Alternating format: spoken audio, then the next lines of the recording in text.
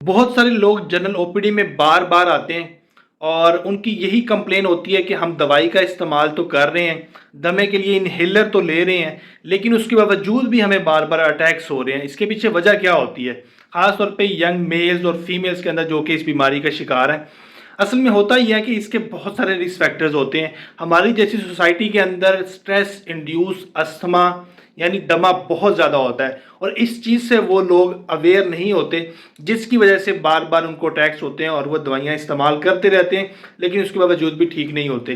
तो ये एक बहुत बड़ा रिस्क फैक्टर है। जब तक स्ट्रेस को रिलीफ नहीं किया जाएगा तब तक बार बार इस तरह के अटैक्स होते रहेंगे। और इवन के बहुत सारी कंडीशंस में, रिसर्चेस में ऐसा भी देखा गया है कि वो लोग जो कि स्ट्रेस काफ़ी अरसे से स्ट्रेस में रह रहे हैं, वो लोग भी दमे का शिकार हो जाते हैं।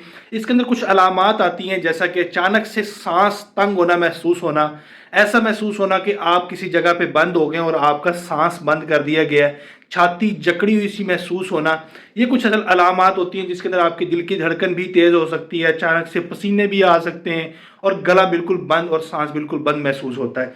इसमें ज़्यादातर पैनिक अटैक्स आ जाते हैं कि वो लोग जिनको पैनिक अटैक होते हैं, जिनको एक स्ट्रेस का जो हर वक्त माइंड के ऊपर एक स्ट्रेस सवार रहती है, बाइपोलर डिसऑर्डर्स होते हैं, तो उन लोगों के अंदर भी रिसर्चेस के मुताबिक देखा गया कि उनके अंदर भी ऐसी दवाइयाँ इस्तेमाल करनी पड़ती हैं जो कि दमे वाले मरीजों में इस्तेमाल होती हैं। तो ऐसे लोगों के लिए जो मेनली ट्रीटमेंट है वो दमे की दवाई के साथ साथ जब तक वो उस स्ट्रेस फैक्टर को ठीक नहीं करेंगे तब तक इस तरह के जो है अटैक्स उनको बार बार होते रहेंगे। इसके लिए मुख्तलिफ किस्म की जो है वो टेक्निक्स इस्तेमाल की जाती हैं। जैसा कि कुछ रिसर्चेस हैं, कुछ टेक्निक्स हैं जो मैं आपके साथ शेयर करना चाहता हूं, जिसके अंदर एक तो आपका ब्रीथिंग पैटर्न ठीक होना चाहिए।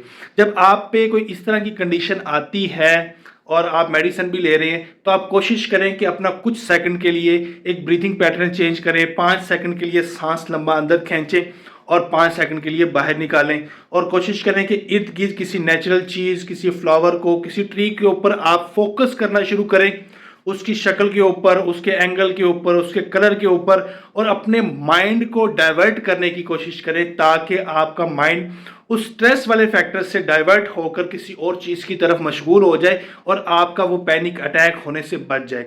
तो ये कुछ टेक्निक्स होती हैं। अपनी नींद को बेहतर करें, अपना जो डाइट प्लान है उसको बेहतर बनाएं, डेली नहीं तो हफ्ते में एक बार लाजमी एक्सरसाइज करें।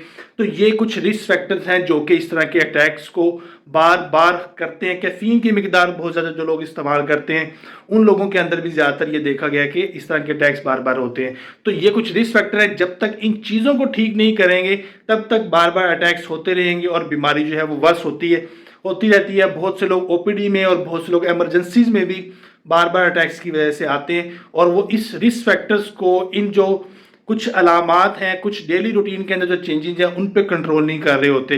तो बार बार अटैक होने की वजह से फेफड़े मज़ीद ख़राब होना शुरू हो जाते हैं और अल्टीमेटली एक ऐसी स्टेज में पहुंच जाते हैं कि वो मज़ीद ख़राब हो जाते हैं। तो ये कुछ रिस्क फैक्टर है, अगर इन पे अमल किया जाएगा, ये टेक्निक्स के ऊपर अमल किया जाएगा तो आप अटैक से बच सकते हैं। शुक्रिया।